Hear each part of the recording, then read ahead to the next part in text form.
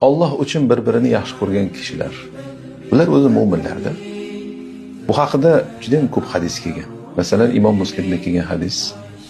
Qiyomat kuni deydi Nabiy sallallohu alayhi vasallam, qiyomat kuni Alloh taolo nido qiladi. Qani meni jalolim uchun, meni buyukligim uchun bir-birini yaxshi ko'rgan kishilar. Ya'ni Alloh uchun bir-birini yaxshi ko'rgan kishilar. Qani bugun soya yo'q bo'lgan kuni men ularni arshim soyasida soyalantiraman deydi.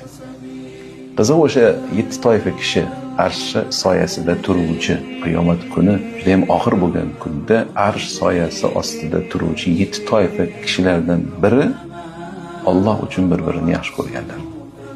Bu haqida ko'p hadis keladi. Bir kishi yo'lda ketayotganda Alloh taolo bir maloikani yuboradi, inson qiyofasida. Bir maloika keladi. Yo'lda haligi odamni yo'ldan chiqib qayerga ketyapsan desa,